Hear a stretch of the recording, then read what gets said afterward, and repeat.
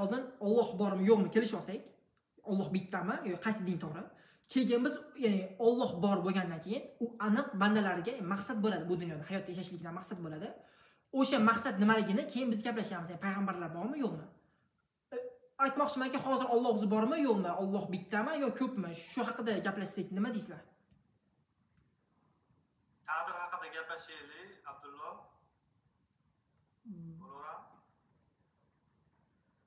Bo'ladi. Taqdir mavzusi. Yechilmagan mavzuda. O'shami, ya'ni Alloh oldindan ko'ra bilishligi qadarni.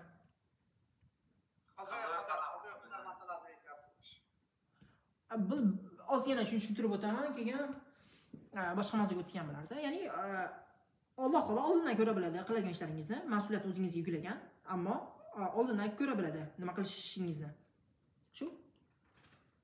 Haligi ona qonida peshonasiga yozib qo'yilgan deyiladi. Hamma xatti-harakati, nima qilishi, qayerga borishi, shu ham rostmi? Mana oddiy tushuntiraman sizga. Vaqt mashinasi bor deylik, vaqt mashinasi bor. Bitta odam xohlagancha yashadi dunyoda, xohlagancha yashadi. Biz ko'rdik, deylik, u 40 yoshda uylanadi ekan, 60 yoshda farzand ko'radi, 70 yoshda ichadi, chekadi yoki namoz o'qiydi, yoki Qur'on o'qiydi, yoki boshqa ish qiladi. Ko'rdik. O'ldi odam, ko'rdik nima ish qilganini, hamma ishni o'zi qildi, o'zi xohlab qildi, mas'uliyatni o'zining bo'yniga. Biz ko'rdik hamma ish qilgan ishlarni. Vaqt mashinasiga chiqdik, orqaga vaqtda qaytardik, homilalik joyiga qaytardik va yozib qo'ydik qiladigan ishlarni, oldindan ko'ra bildik. Bo'ldi shu xolos. Tushunish oson bo'lishi uchun misol keltirdim. Almisoqdan beri taniyman degan gap so'z yuradi. O'sha xotirasidan o'chirib olganmiz deyiladi va shuning uchun sizlar qachonki bir hayot davomingizda biror narsani ko'rib qolsangiz, shuni oldin ko'rganman degan gaplar bo'ladi, ya'ni dejavu holati bo'ladi. O'shani ulamolar tushuntiradi. Bu bor narsa deydi, chunki biz chaqaloqlik paytingizda deydi, o'sha hamma butun hayotingiz xotirangizda bo'ladi, lekin ozginchasi qolib ketgan bo'ladi deydi. Yo'q, xotirasi o'chib olgan bo'lar ekan, hammasini o'tib qanaqa deyiladi-yu. Yo'q, birinchi gapingiz to'g'ri, ikkinchi gapingiz unaqa emas. Ya'ni birinchi gapingiz al-misoqda bo'lgan narsa bor, oyat ham bor. Alastu bi robbikum deganda qalu bala deb javob berganmiz. Al-misoq degan narsa bor, Qur'oni Karimda oyat bor, lekin dejavu degan aytgan gapingiz, ya'ni o'sha paytda hayotda nima bo'lishini bilamiz, keyin esna qolib ketgan. Bu gap noto'g'ri. Unaqa emas. Hop, o'sha ona savolga to'liq javob bermadi. Ona xonada taqdir yozib qo'yiladi peshonasiga. Shunaqa Rasululloh alayhi vasallamdan anaqasi bor, hadis bor. 44 oylik bo'lganida uni taqdiri shaqiy yoki baxtli yoki baxtsiz bo'lishligi, rizqi yoziladi deyiladi. Ha, shunaqa. Hop, endi yozib qo'yilgan bo'lsa, u hukm qat'iymi yoki o'zgarishi mumkinmi o'sha? O'sha siz hayotda qiladiganingizni oldindan ko'ra bilgan. Ya'ni siz o'zingiz hozir muammo nimada? Tushunishda o'sha hukm bo'ldi, endi men unga qarshi qila olmayman, qila olmayman degan tushuncha. Undan noto'g'ri-da. Hukm bo'lishi sizni o'lganingizdan o'sha hukm qat'iy bo'lsa, mana bu to'dni olsak, to'd shu yaratgan egamga umuman islomdagi Xudoga ishona olmayapti-da. Hop. Endi demak, siz gapingiz rost bo'lsa, Xudo uni shunaqa tushuna olmaydigan, shunga ya'ni islom dini bilan aytganda, ofiyat bermaydigan qilib yaratganda, to'g'ri to'dni. Endi ayb kimda hozir? Hop, men tushuntirib beraman shuni. Juda ham. To'dni siz taniysizlar hozir necha? 30 yoshlik. Bitta varaqni oldingiz, yozib qo'ydingiz, to'rtni hamma sifatlarini yozib qo'ydingiz. To'd, ateist, Xitoyda yashaydi, qiladigan ishlarni yozib qo'ydingiz, bahoriy varaqqa deylik. Siz yozib qo'ydingiz hozir to'dni qilgan ishlarini. Keyin vaqt mashinasiga chiqdingiz-da, 30 yil orqaga qaytdingiz. Keyin aytdingiz, to'd keyingi 30 yil ichida shu ishlarni qiladi deb aytdingiz. Boshqalar sizga aytayapti, "Yo'q, sen qayerdan bilasan? Qat'iymi sen qilgan ishlaring? Yo'q, qat'iymi yoki zonniymi? Nimaga unaqa deyapsan? O'zgarsa-chi? Endi u musulmon bo'la olmaydimi?" desa nima deb javob berasiz? Yo'q, hozir. Tushundingizmi? Tushundingizmi? Yo'q, qanaqa? Siz tushundingiz, Bilol aka, tushundingiz, savolim bo'lganda, javobim qanaqa bo'lgandi? Yo'q, tushunmadim-da. Oddiy javob bera oling, vaqt mashinasi aralashtirmasiz. Mana vaqt mashinasi bizga kerak. Nimaga? Chunki siz, ya'ni to'd biz hozir aytsak, deylik, oldindan ko'ra bildi, endi u o'zgartira oladimi, o'zgartira olmaydimi? Siz anaqa qo'shmoqchi bo'lyapsiz. Unaqa emaslik kerak. Qildi deb qarang, Alloh uchun hamma narsa o'tmish. Alloh uchun hamma narsa o'tmish. Siz uchun kelajak bo'lgan narsa ham Alloh uchun o'tmish, tushunarli-ya? Siz kelajakda qildik deylik, bitta qildim deb qarang, qildim deb qarangda u ishga. O'shani biz yozib qo'ydik. Tushundingizmi? Siz qilib bo'ldingiz u ishni, biz o'shani yozib qo'ydik. Faqat siz uchun hali bu kelajak. Bo'lish xolos. Yo'q, men savolga to'liq bo'lmayapti. Hozir o'sha masalan to'rt shu ateist bo'lib o'lib ketsa, deylik 90 ga kirib o'lsa. Keyin biz uni yozib qo'ydik. Oxirigacha kelajak kelmasdan o'ldi. Taqdir nima bo'ladi? Jannatmi, do'zaxmi?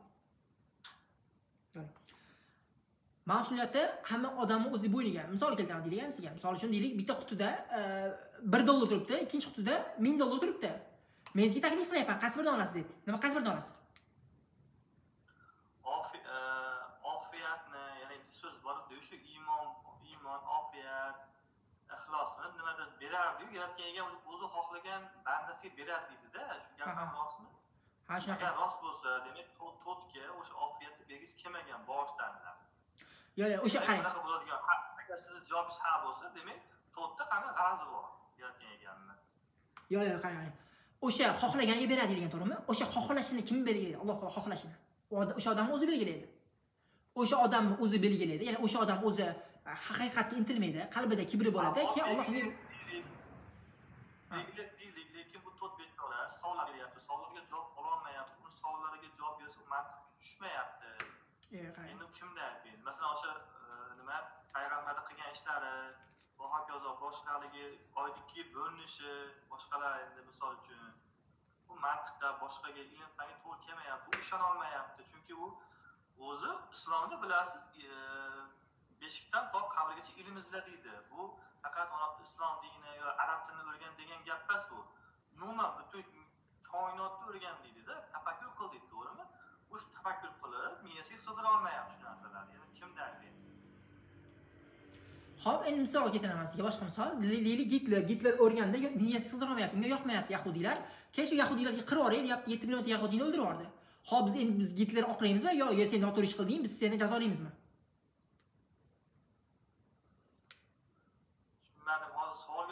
Savolga javob bersangiz.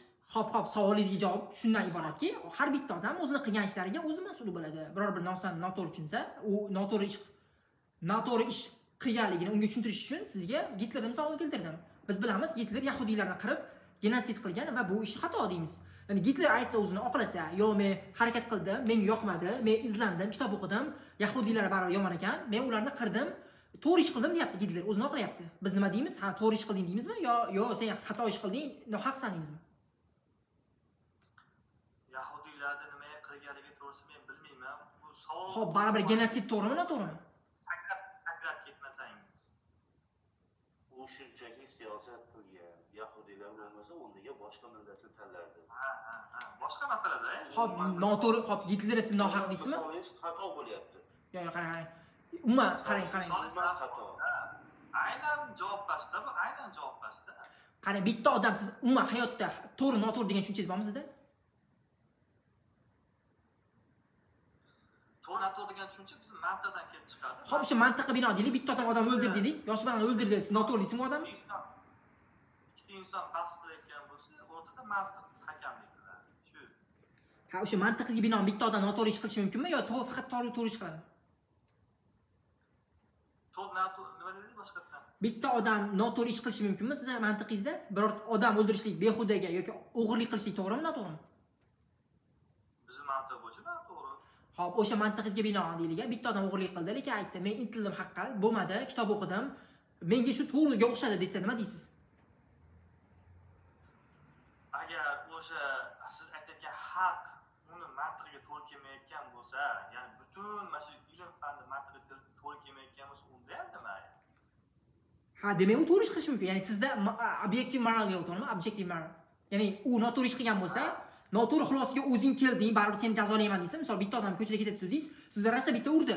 Siz yo seni mantiqingni to'g'ri deysizmi, yo nimaga meni urasan deb tashlashasizmi? Kelishamiz, uraman. Ana nimaga? Chunki u sizga nisbatan zulm qildi yoki nohaqlik qildi. Agar u aytsa, yo men kitob o'qidim, men kitobim xulosasi bo'yicha seni urishim kerak desachi. Shu gap shunda-da, o'sha o'qib chiqqan to'dan, o'sha Qur'onda o'qigan, hadislarda o'qigan, o'sha noto'g'ri xulosa, ya'ni kibrdan kelib chiqqan noto'g'ri xulosaga kelgan bo'lishi ham mumkinmi? Ya'ni noto'g'ri xulosaga kelib qolgan bo'lishi mumkinmi? Ya'ni kibrdan kelib chiqib yoki umuman noto'g'ri xulosaga kelib nafsidan kelib chiqib bo'lishi mumkinmi yo faqat Bilolmay aralashsam bo'ladimi? Savolingizni to'liqroq tushuntirib bersam bo'ladimi shu bolaga? Ha. Xo'p, eshityapsizmi birini? gapiring. To'rtni misol olmaylik. Yer yuzida 8 milliardga aholi bor, to'g'rimi? Eshityapsizmi? Ha, gapiring. Shundan 6 milliardi boshqa din vakillari yoki dinlar, umuman boshqa, musulmonlardan boshqa. Ha. To'g'rimi? Ha. Ularni dini yoki dinsizligi ularni tug'ilgan joyiga qarab mansub bo'lgan. Chunki Afrikada yoki Amerikada yoki boshqa yerda tug'ilganiga qarab jamiyatga moslashib diniy yoki dinsizlikni tanlaydi. Endi savol, bu o'qidi, o'qimadi nima? O'rgandi nima, o'rganmadi nima? Endi siz nimani tushunishingiz kerak? Alloh ularni yaratdimi? Hop. Yaratdi. Ularni do'zaxga tushirishdan maqsad nima? Hop. Shu savolga javob bering oldin keyin yana bir savol bor. Ular 6 milliard aholini do'zaxga tushirishdan maqsad nima?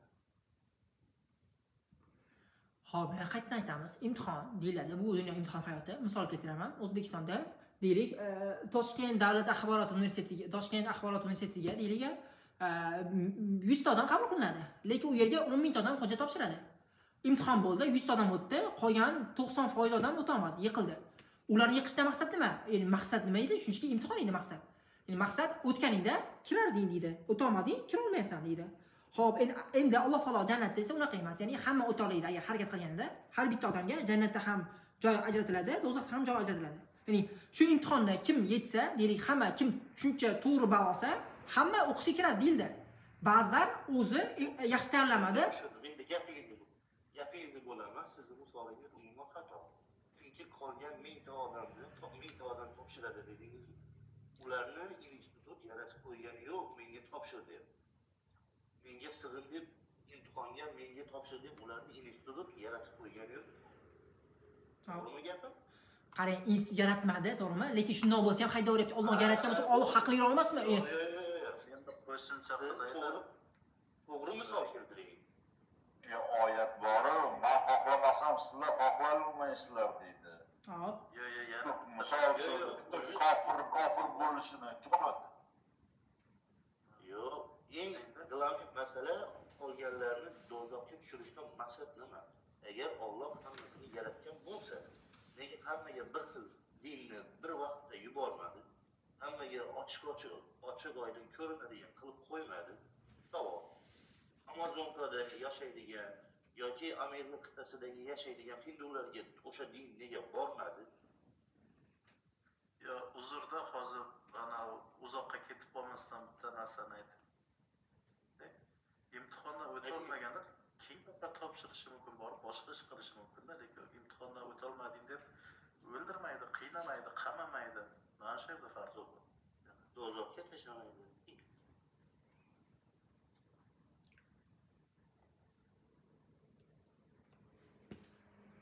Bunaqasi mantiqan o'ylasizda, agar o'sha Alloh taoloni jannatga kira olmasa, bor yerga qaytadan tug'iltirib, qaytadan topshir imtihonni deb aniq qilish kerak edi. Birdan mana. keyin anaqa Abdullo islom dini yetib bormagan joylardagi bandalar nima qiladi ular? Ular qayerga tushadi? Shu ham muammo.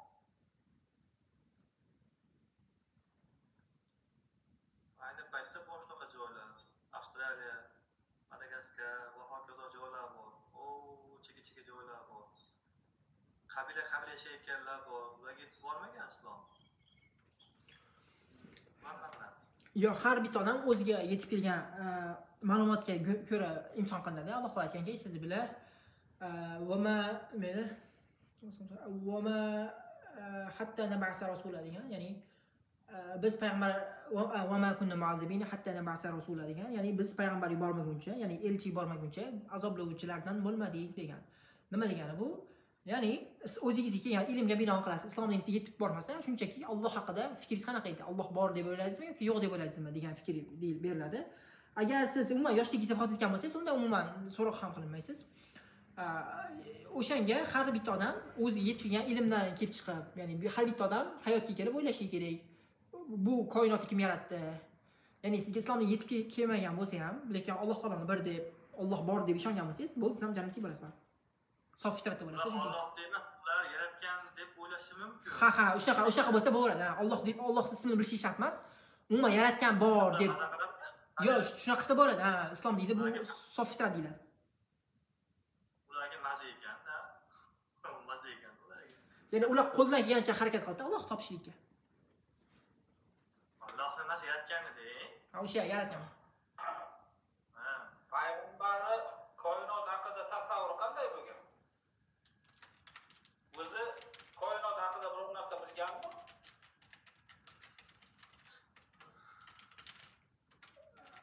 Ha, nimani bilishlik kerak? Hamon yo'li, masalan, Kentavr, Saturn degan yulduzlar borligini bilganmi? Qo'ysangiz aka, endi yaratgan odam o'zi bilmaydimi? Ajoyib savollar berasizlar. Endi aytyapman-da, bu Tuzukroq savol, bu bola hali kirmaydi. Savol qattiq. Xo'p, biz ham qarang, biz ham savol bersak bo'ladimi? Kofirlar anaqani moral ethics demoqchiman. Ya'ni misol uchun moral, ya'ni bitta narsa to'g'ri noto'g'riligini qayerdan oladi? Ya'ni odam o'ldirishlik, o'g'rilik qilishlik, zino qilishlik, ota-ona bilan zino qilishlik yoki o'shtaqa pora olishlik, yaxshi to'g'ri noto'g'riligini sizlar qayerdan bilasizlar? Ha, qara olasizlar. Musulmon emaslar masalan.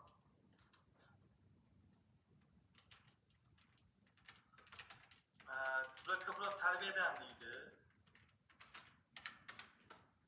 Ha, unda qarang, tarbiyadan bo'ladigan bo'lsa, unda bitta odam tarbiyasi buzildi, o'g'irlik qilyapti va meni hech kim ishonmaydi deyapti. Men kuchim ko'p, pulim ko'p deyapti. Nima deb uni bu ishdan qaytarasizlar?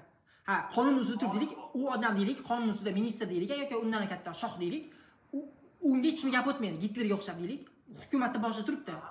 U odam o'g'irlik qilmoqchi, xalqni qirmoqchi. Bu qilgan ish to'g'rimi, noto'g'rimi? Bizni mantiqimiz uchun to'g'ri. Qayerdan oldingiz shu noto'g'ri degan gap? Mantiq shu paytgacha shakllanib kelyapti, to'g'rimi? O'sha mantiqdan olishyapti shu. Yo'q. Gitlerga bitta siz bir dona argument bering, Gitler nimaga u ish qilmasligi kerak edi? Yahudiylardami yo'q, butun insoniyat. Umuman o'sha butun insonga qarshi yahudiylar o'ldirmoqchi, qirmoqchiligiga bitta sabab ayting, nimaga u ish qilmasligi kerak Gitler? Yo, bar oxirat yo'q, Alloh yo'q, bo'ldi, menga nima qizig'i bor deyapti. Ha, qilsa bo'laveradi, to'g'ri. Ha, demak oqlaysiz denazit. Yo'q, oqlamayman, siz savol beryapsiz. Yo'q, qilsa bo'laveradi deyapsiz, to'g'rimi? Demak qilsa bo'laveradi. Qilsa bo'ladi degan bu mayli, men bo'lganda qilaman deyapsiz. Agar ateist bo'lsa, Ha. moral tuyg'ulari, hayajon yoki insoniylik, o'sha umuman robot bo'lsa qilaveradi, to'g'ri. Qarang. Ateist bo'lsa deyapsiz, u ateist diliga biz sof fitrat borligiga ishonamiz. Odam qalbida sof fitrat bor. rahmlik keladi, Ana. O'sha narsani bizga din aytadi. Fan buni tasdiqlamaydi, bilsangiz-a? Bilsangiz, fan buni, ya'ni qalb borligini Alloh taolo bizni shunaqa yaratganini fan tasdiqlamaydi. Fan shunchaki moddiy empiric knowledge ustiga qurilgan. Buni bizga faqat din o'rgatadi. O'sha narsani borligi sizga qarshi eng katta dalil. O'sha narsa borligi. Qaysini tez gapirib qaysini? Odamda, har bitta tug'ilgan odamda odam o'ldirishlik yomonligi, o'g'irlik yomonligi, shunaqa tushuncha bor har bitta odamda. Instinkt deyiladi. Yo'q, biz o'sha bilan tug'iladi odam. Mana hindular yoniga boring. Borganingizdan keyin to'g'ri deb tashlaydi. To'g'ri deb tashlaydi, yeydi. Shunday hindular borib, boshqa odamni to'g'ri yeydi.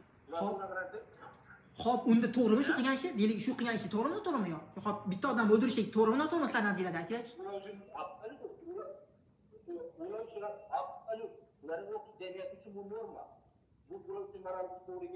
Demak, odam o'ldirishlik to'g'rimi yo noto'g'rimi siz nazingizda? Ularning maralada to'g'ri. Ular uchun to'g'ri. Men uchun noto'g'ri. O'sha noto'g'ri degan gap qayerdan oldingiz siz?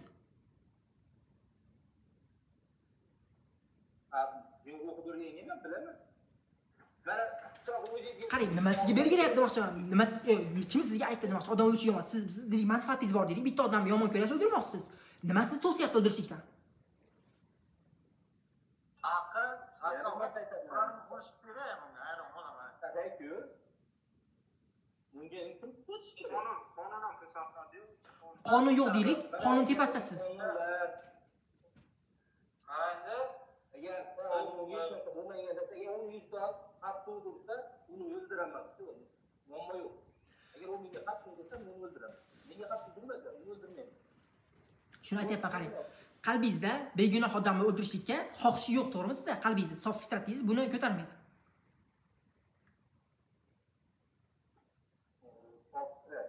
Yo'q. Bunaqa narsa yo'q. Biz shakllanganmiz. Bunaqa narsa yo'q. Xo'p, bizni narsaga shakllantirib qarang. mana farzand bolalar bor, ular hayotga keltirmaydi. Sabab ularda havo gapirish nimalari, o'rnlari yoshliklar rivojlanmagan. Shu rivojlanda qolib ketdi. Shunday bo'lib butun umr gapira olmaydi. Tushundingmi? Bu fikrlar yoshlikda qanaqa qilib shakllantirishda biz shuni to'g'ri noto'g'ri deb qolamiz. Tushundira oldimmi? Har bir shunaqa shakllantiradi. Tushundim, qarang, sizga savol. Qarang. Xo'p, qarang, bitta odam deylik, o'qimadi bitta odam, jamiyatda ajralib katta bo'ldi. Unga hech narsa o'rgatmadi. O'sha odam deylik, ota-onasi bilan zino qilishlikni, begunoh yosh bolani o'ldirishlikni, o'g'irlik qilishlikni, to'g'ri noto'g'riligini biladimi yo bilmaydimi? Bilmaydi. O'ldirishi ham. Agar jamiyatda o'zgarsa, mutlaqo hayvonda u. hayvon ne bular bular? U hayvon. Qarang. Qarangda, men bitta savolim bor. Ota-onani qarang. Shoshmang gap. Sizga bitta savol bor. Anaqa, sizni islom dinidan oldin,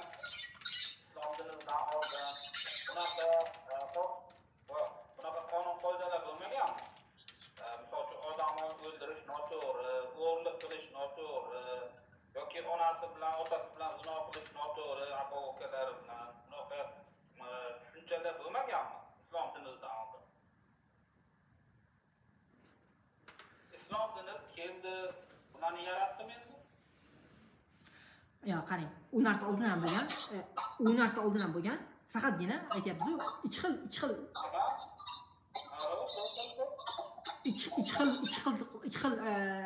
to'siq bor bizda. Shuncha kam bo'lgan.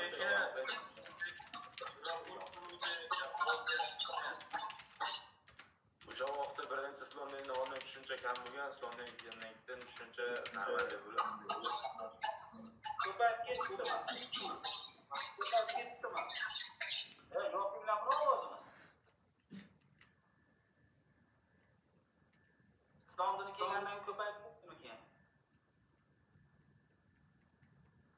Yo'q, mana Johiliyat davri demoqchi oldin. Bundan oldin nechta imperiyalar o'tgan? Nechta imperiyalar, nechta anaqasi qonun qoidalar. Siz islom dinidan ham zo'r anaqalar bo'lgan. Qonun qoidalar. Даже balog'at yoshi ham aniq bo'lgan. 16 yosh bo'lgan. Pulsa men bir nima tushunmayapman. Xuddi islom dinida bir zo'r narsa borligini aytasiz. Islom dinidan ham boshqa zo'r narsalar bor deysiz. Islom dinida zo'r narsani ko'rsatib bersanchi bular. Oldin burada zo'r oyat bor. savolga tushunmadim. Nima deysiz? Nomer 1 qarangda, mana bu Ibn Kasir tasvirlarini olasizmi? Hop, nima deyilgan ekan? Qur'onga oyatlarga bergan Ibn Kasir tasvirlarini olasizmi? Savol javob bering. Ulamo o'sha dinga yaqin paytlarda yashagan. Qarang, tafsirni bir necha ma'noda tushunish mumkin-da. Bitta oyatda turlicha tushunish mumkin. Aynan siz tushunganingizdan olishim haqqim bormi? Yo'q, mana shu Ibn Kasir o'zi bergan tasvirni olasizmi? Shundan bitta gapni turli xil tushunish mumkin deyapman, ya'ni sizga. Ya'ni bir necha turli xil siz aytgan tushungandaqa tushunishim shart emas-ku. Uni men hozir sizga bitta oyatda aytaman. Mana qarang, o'sha 25 554 oyatda aytilgan, o'shanga Ibn Kasir tafsir bergan. Agar siz bir ayol bilan yursangiz, undan nikohsiz qiz bo'lsa, siz uylanishingiz mumkin degan. Shuni sizni berayotgan diningiz, berayotgan amal o'rnak. Yo, noto'g'ri bu gap. Keltiravermaysiz buni. Nima uchun beradi? Isbot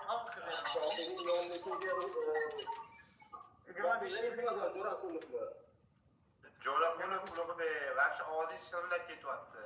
Yo, normalniy joyga chiqib gapiring yoki mikrofonni 2554 oyatga jo'rading.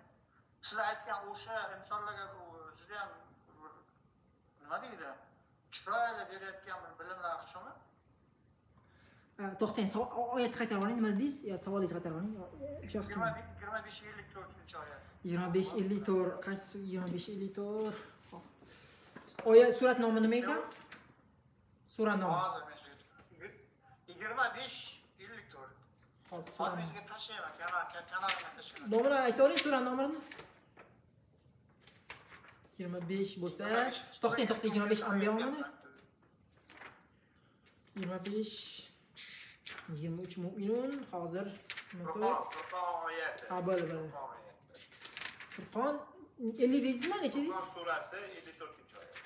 أعوذ بالله من الشيطان الرجيم وهو الذي خلق من الماء بشر فجعلناه نسبا وصهرا وكان ربك قديرا. adashmadingizmi? Aynan nima kerak bu yerda sizdan sizga? O'zbekcha o'qiring. Hop, u yaratdi suvdan basharni suvdan yaratdi. Faja'alahu nasaba wa sihra wa kana rabbuka qadira. Va unga Tarjimangiz o'zgarib ketishi mumkin. O'sha yerda tarjima qilingani bor. bilmadim, qayta tarjima. Men Qur'onni qo'lim turibdi. Qur'on arabchasi tarjimasini o'zingiz oching oling. Hozir Hop, sizga tarjimasini o'qib beramiz. tasvir bilan o'qiling, o'shani Ibn Kasirda.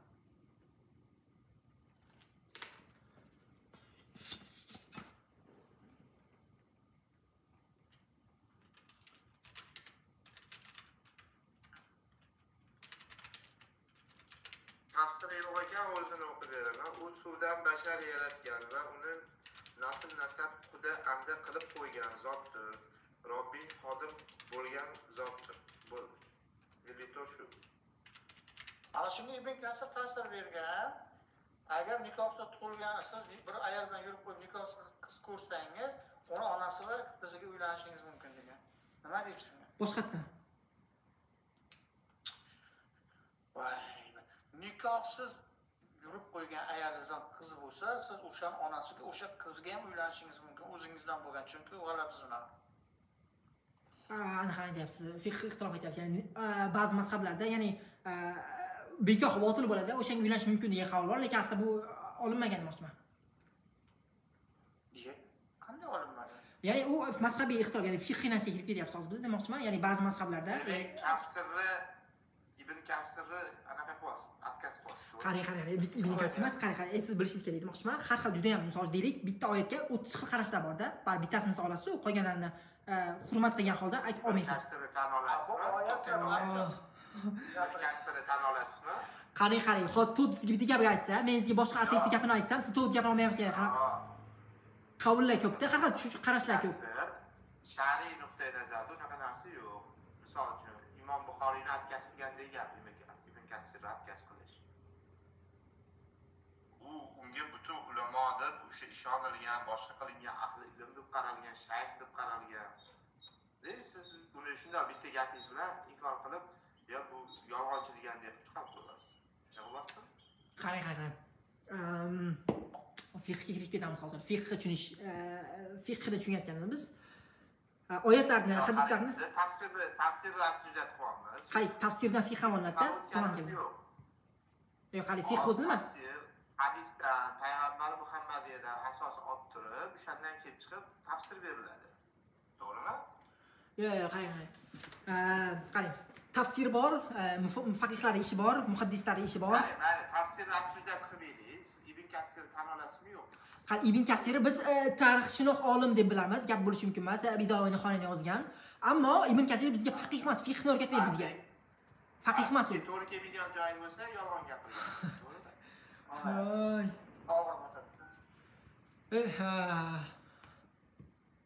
qarang, mazhabiy ixtiloflarni bilmaysizmi? Qarang, Imom Buxoriyni ham adkaz qilasiz, to'g'rimi? qarang. Imom Buxoriy bizga hadisni yetkazadi. Qarang, siz bilan u mavzu kirmaganimiz yaxshi. Siz hozir ya'ni islom diniga oldin kirib oling. Alloh taoloni tanib olaylik. Mana siz musulmon ekansiz, ilmingiz bor ekan. To'xtang, qarang, mana. Hop. Chuqurlashib har bitta anaqa force kitob beryapsiz, mana. Keling, biz realni gaplashamiz. Men insoniylik nuqtai nazaridan sizga savol beraman va iltimos qilaman, xolis javob bering. Hop. Insoniy hech qanaqangi, misol uchun diniy nuqtai nazardan yoki ilmiy nuqtai nazardan savol bermayman. Insoniylik nuqtai nazaridan savol beraman. Islomni adolatli deb o'ylaysizmi? 100%. 100%. Demak, islom insonga nisbatan hech qanaqangi ziyon yetkazmaydigan eng to'g'ri yo'lni bilasiz. Shunday. Zo'r. Badr janglarini eshitgansiz, Uhud jangi, Badr jangi. Yo'qdan aytib beramiz xohlasangiz, mana tafsilotlarigacha. Ko'p janglarni eshitgansiz, to'g'rimi? Albatta. Eshitgansiz va ular qanaqa bo'lganini ham yaxshi bilasiz. Tafsilotlargacha nechta sahoba qatnashgan, nima bo'lgan, kim qayerdan quvlagan, qanaqa jang qatnashilgan. Ha. Chuqurlashmaymiz, bilsiz bo'ldi. Hop, anaqa qarang. Bundan tashqari, misol uchun bitta insonga jabr yetkazib, uni yerga urib taqirlaydigan, misol uchun dinda bo'ladigan bo'lsa, siz ishonarmidingiz yoki ergasharmidingiz? Misol insonni taqirlash, insonni izolyatsiya qilish islomda ruxsat berilgan bo'lsa, siz ergasharmidingiz yoki uni ham inkor qilardingiz?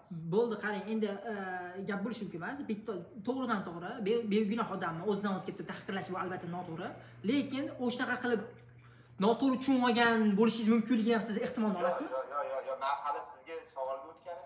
Yo'q, shu noto'g'ri. Tahqirlash noto'g'ri. Noto'g'ri deb bilasiz. Ha, shunday. Gapingizda qolasiz. Gapimda qolaman. Faqat siz o'sha oyat hadis keltirayotganingizda siz to'g'ri tushunganingizni keltirib berishingiz kerak. Tushundingizmi? Bo'ldi, men anaqa tushunmayman. Hop. Misol, insonni ta'qirlashga qarshi chiqdingiz. Ha. Janglarni bilar ekansiz. Bilaman, Badrni ham bilamiz. Bir savol beraman. Shariatda qullikka ruxsat berilgan va qullikka ruxsat berilishi bu yo'lda tursa, ularni qanaqa olib sotishi, qanaqaligi to'g'risida bularni ham yaxshi bilasiz. Va ularni qanaqa boqish, va ularni urish, qo'pol qilayotganda ularni cho'risi bo'ladigan bo'lsa, jinsiy aloqa qilish ular bilan. Bu insonni tahqirlashga kiradimi yoki bu normal holatmi siz uchun? Xo'p, sizga yana savol beraman. Islom dini buni joriy qilganmi yo ruxsat berganmi? Menga savol emas. Yo'q, siz tushunmaysiz unda. Yo'q, qarang, siz qarang, islom dini buni joriy qilganmi? Yo'q, buni joriy qilgan islom dini yo ruxsat berganmi? Bergan. Ha, joriy qilmagan, to'g'rimi? Adolatli din bo'ladi. Yo'q, qarang. Oldin ham bormidi islom dinida? Qarang, nomer 1. Bittanarsani kelishib olyapman. Sizga aqida masalan qo'rchilik qilmasligingiz uchun 3 ta savol berdim. Birinchisi, islomni adolatli va eng to'g'ri yo'l deb ishonaman deb aytdingiz. To'g'rimi?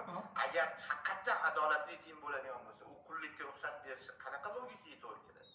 Xo'p, endi men tushunmadim. Insonlarni tahqirlashga ruxsat berayotgan din qanaqasiga uni adolatli deb aytish mumkin? Xo'p, endi siz qarang, siz shuni noto'g'ri tushungan bo'lishingiz ehtimoli bormi? Yo, u aniq 100% to'g'ri tushungansiz? Yo'q, qullikni noto'g'ri tushunib bo'lmaydi. Qullik qarang, siz suhbat boshlashdan oldin siz qo'pol qilayotganda Yo'q, so'kmang. Aloqa qilishgacha ruxsat berib qo'ygan. Xo'p. Men hali so'kkanim yo'q. Jinsiy aloqa qilish lozim. To'g'rimi? Jinsiy aloqa so'kishga kirmaydimi? Yo'q, so'kish kirmaydi. Yaxshi. Bu jinsiy aloqa qilishgacha ruxsat berilishi bu insonni tahqirlashimi?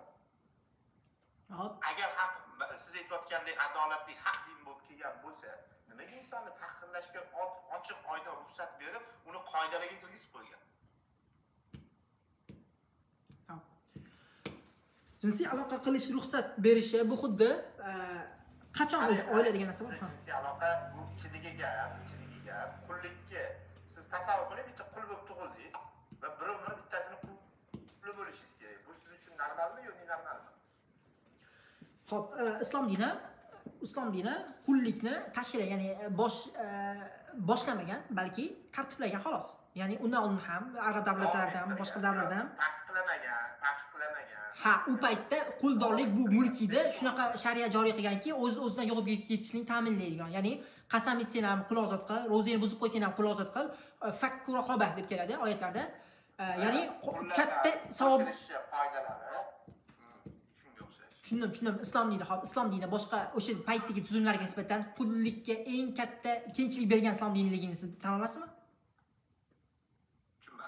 o'sha davrdagi tizimga nisbatan, o'sha davrdagi bor tizimga nisbatan islom dini qo'ldorlikka eng katta, ya'ni yechim o'sha paytda arab diyorlarida Bilol Habachiy ya'ni birga deyarli o'tirishmagan, deyarli qullar bilan birgalikda aloqa ham qilishmagan. Umuman bitta Bilol premyer bo'ladi. Yo'q, Ammor ibn Yosir bor. Va qaromasiga nisbatan ham bor. Ammor ibn Yosir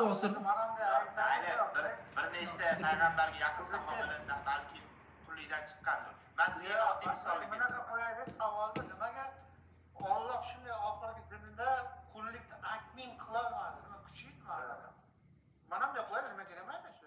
Nimaga shunday buyuk zot oxirgi payg'ambarni yaratdi, shu oxirgi payg'ambarni yaratgan paytda shunday zo'r oyatlarini oddiy bir qullik yo'qotadi. Nima sabab bo'ldi unga? Yo kuchi yetmadimi? Shunga javob bering, nima kerak emas? Qarang. Islom dini oxirgi din o'laroq mukammal tizimni olib kelgan. O'sha paytda odamlarga nimaga birdaniga aroqni harom qilmagan? Chunki odamlar ko'tarish olmadi. Nimaga birdaniga aroq to'g'risida gaplashmayapman. o'sha haqqa kelishimiz uchun buni tushunishingiz kerak siz. Arab boshqa narsa. Yo'q, men uni tushunaman. Siz qullikka javob bering. Shu islomning adolati to'g'rimi, noto'g'rimi? Bo'ldi, qissa qilib. Odamlar qilgan ishi bilan yomon qilgan ishini, gunohni va do'zax jannatga ajratadi-yu, oddiy bir qullikni yechim topolmadi Alloh o'zi nimaga? Sabab. O'sha islomiy hukm to'g'ri bo'lganmi, noto'g'ri bo'lganmi? Qullikni davom ettirish. Ha yoki yo'q. O'sha paytda qullik yo'q deganda hech kim islom diniga kirmay qo'yardi. Tushundingizmi? Javob bera olmaysizmi? Qissa qilib aytinglar. Javob bera olmaysizmi? Siz qabul qila olmaysiz.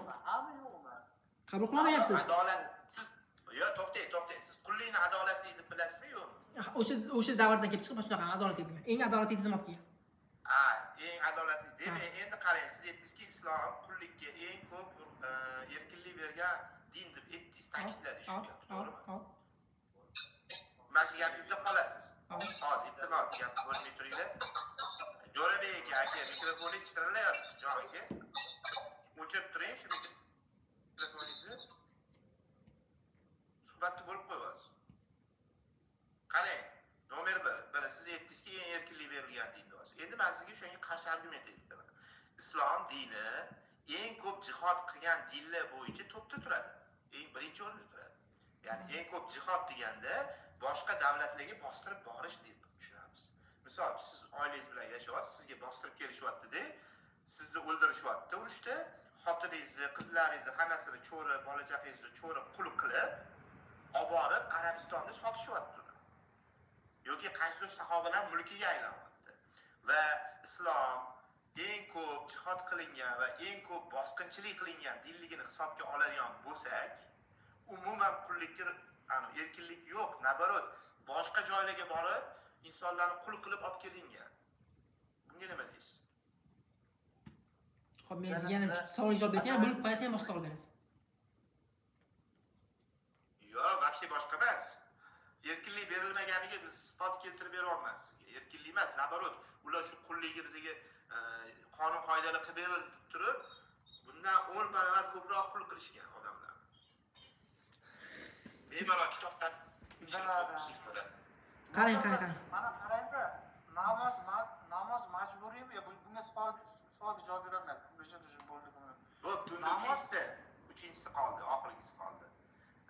Janglarni bilaman dedingiz, Uhud Badr janglari. Bundan tashqari janglar.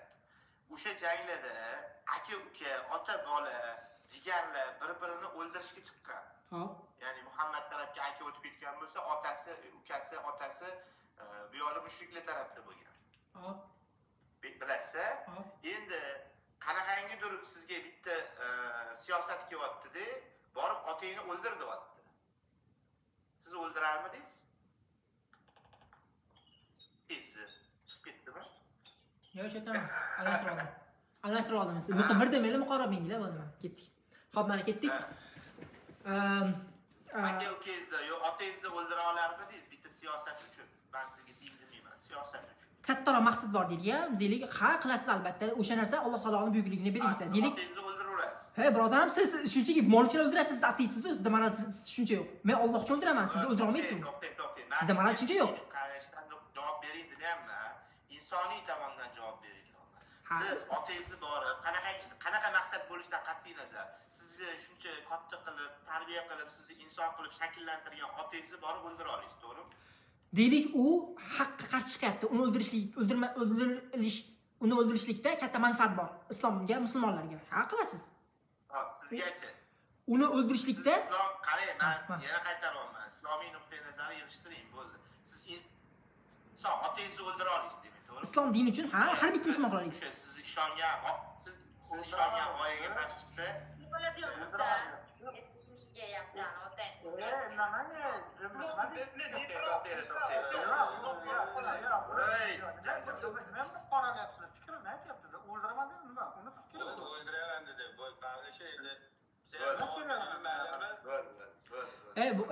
Ateistlar qaranglar, sizlar bizga moraldan hujum qilmanglar, sizlar yutqizib qo'yasiz moraldan. Siz boshqa aqliy narsaga hujum qilinglar. Hop, moraldan gaplashsanglar yutqizib qo'yasiz sizlar. Moraldan gaplashmaylik sizlar bilan biroq. Sizlarda moral o'zi yo'q. Moralning o'zi yo'q. Sizlarga belgilangan narsa yo'q. Moral tushunyapsizlar? Sizlarda biz onasini zor qilishga bitta savobga olib beramiz.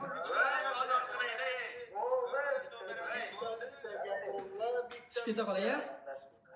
Tugatamizmi? Tugatamizmi? Admin kim? Admin kim? Boshqalar mikrofon chiqib qo'ysa bo'ladi? Ateistlarda moral yo'q dedingiz, mana sen unaqa qilasan, mana siz aytgan dinni olasizku, to'g'rimi? Hop, hop. Masalan, moralli yoki Hop. ta'lim Din bilan dinni olasiz. din bilan sog'lom anaqa olamiz, fitratdan olamiz, tushunarli? Din bilan qalbimizni sof fitrat Alloh bizni shunaqa yaratgan. Ikkita manba bor. Hop, fitratning manbasi nima? Alloh bizni shunaqa tug'iltirgan, yaratgan. Hop, masalan, ateistda din yo'q, fitratda olsa bo'lmaydimi? Ha, siz fitratga ishongan payti siz Allohga ishonganingizni belgisi bu. Tushunarli? Ateist fitratga ishonmaydi. Shuncha ateistda bu. Endi qarang, bu fitrat degan narsa faqat diniy tushuncha bo'lgani uchun Allohdan berilgan duosimi? Shunaqa. Zo'r tushundingiz, ha, zo'r tushundingiz. Endi qarang, bu Muhammad payg'ambar bu din kelgungacha qayerdan olgan unda? Axloq odam. Ha, mana ketdik mana. Undan oldin Ibrohim alayhissalom dinida bor deyilamiz va o'z aslida insonlarda bor sof fitrat bor. Qara, mana eshit. Insonlarda bor sof fitrat bor. Ya'ni bitta odamga dinni o'rgatmasangiz ham, u choli gapirishni biladi, odobli, ota-onasini hurmat qiladi. Uni qaytdan oldin biz sof fitrat deymiz. Sizlar uni ota-onasi o'rgatgan deysizlar, to'g'rimi? Biz sizlar bilan shu yerda xilof qilamiz. Sizlar uni o'rgangan deysizlar, biz sof fitratda bor deymiz. Muhammad payg'ambar din kelgungacha kim bo'lgan? Musulmon, mo'min bo'lgan. Qanaqa musulmon mo'min u paytda unaqa terminologiya bo'lmagan. Ya u paytda qarang, undan oldin Ibrohim alayhissalom degan payg'ambar bo'lgan. Undan oldin Ibrohim alayhissalomni dini haqida uncha odam bilmagan edi. yo o'sha hozirgi arxeologik topilmalar deydi, haligi kichkina narsani topilganchalik, haligi kichkina quruq narsalarni qolgan unaqa diniy agar bilimlari yoki informatsiya bo'lganda uni konkretni olib million qo'llashgan bo'lardi-ku. Uni uncha odam bilmagan edi. Hadis dini deb yurgan bo'ldi. Monoteist deb yurgan bo'ldi, boshqa hech kim bilmagan uni nimaligi. o'sha Hanif dini nima degani? Hanif degani biror tarafga og'magan degani. Bo'ldi, mana monoteist boshqa moral yo'q bu yerda. Qarang, moral o'zi nima? Qarang. Payg'ambaringiz kim bo'lgan mana 40 yoshgacha? Musulmon bo'lgan? Sura bor. Alloh. Surada oyatda bor, aytadi, sen na kitob, na iymon nimaligini bilmasliging degan oyat bor, bilasiz. Ha, qarang. Shariat mana iymonni bilmagan odam kim bo'ladi? Qarang, undan oldin ham bilsangiz, anaqa Ammor undan oldin ham Said ibn Zayd bo'lgan. Said ibn Zaydning otasi, u ham shu sof musulmon bo'lgan. Ya'ni butlarni yomonligini tark qilib, sof fitratda bo'lgan. Ya'ni yakka Alloh borligini bilgan, faqat namoz o'qish, qaraq o'qishligini bilmagan. Ularni biz ahli fitrat deymiz. Siz hamma narsani o'sha qolib kelar ekansiz. Yo'q, ahli fitrat deymiz biz uni.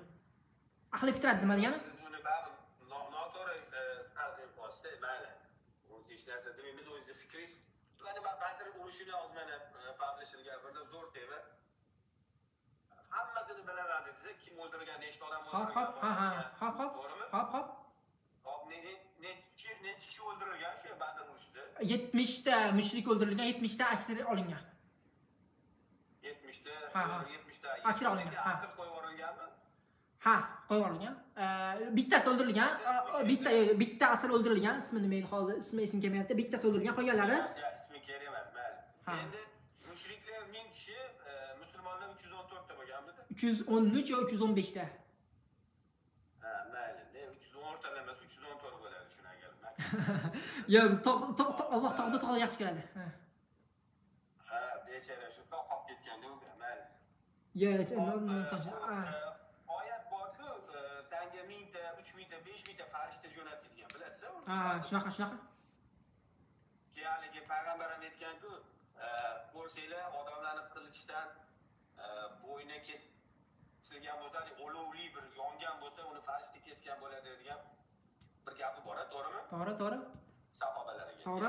Ha, xuddi shunday. Bu o'shanda nechta farishta tushgan? Ha, qarang, Jabril alayhissalom farishtalar bilan tushgan. Aynan raqamini bilmadim. 1000 ta bo'lsa kerak, adashmasam. 1000 ta, 1000 ta deydi, 3000 ta deydi. Aniq esimda yo'q raqami, lekin Jabril alayhissalom tushib ishtirok etgan. 1000 ta deydi. Hop. Mana 1000 ta deydi. Hop. Rozimisiz? Hop. Endi qarang, masalan 1000 ta bo'lsa, 313 ta musulmon bo'lsa, 1313 ta kishi bo'ladida. Hop. Birga bir hisoblasak. Hop. Endi birga bir hisoblasak, 1313 ta kishi 1000 kishiga qarshi urushyapti, tasavvur qiling. Endi farishtalarning kuchi insonlardan ham ko'p. Hop. Kishi ko'rolmaydi. Hop. Любойni sinib turadi. To'g'ri. Endi qarang, 1000 ta farishta tushdi, atigi 70 kishi o'ldimi? Hop. Bu hisobga to'g'ri kelmayapti-ku, brat. Qo'yganlar qochganda. Duxu yetmagan kelishga, duxu kelganda ular o'ldirib olishardi. Qochgan. Hayda olmaysiz qochgan. 1000 ta odam 70 tasi o'ldi, 70 tasi asal oldi deb. Qolgan nima qiladi? Qochadimi? Qayerga boradi boshqa? Qayerga qochadi boshqa? Qayerga? 1000. Qarang.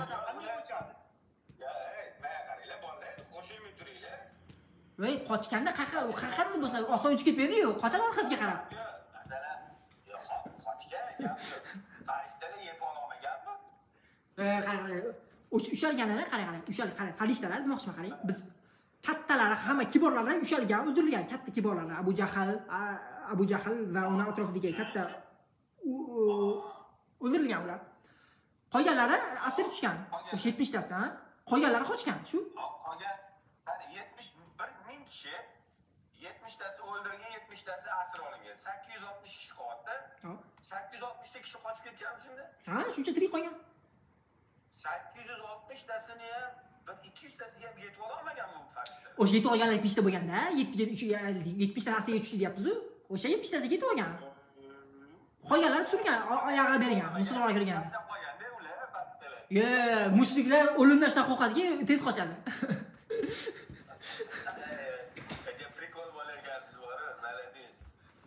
Bu sizlar bilan maralla haqida gaplashmadik. Ona bilan zino qilishing nimaga noto'g'ri deyapsizlar sizlar? To'g'ri-yu sizlar nazilada. Nima? Onasi bilan zino qilishing nimaga noto'g'ri deyapsizlar? To'g'ri-yu sizlar nazilada, to'g'rimi? Kim aytdi?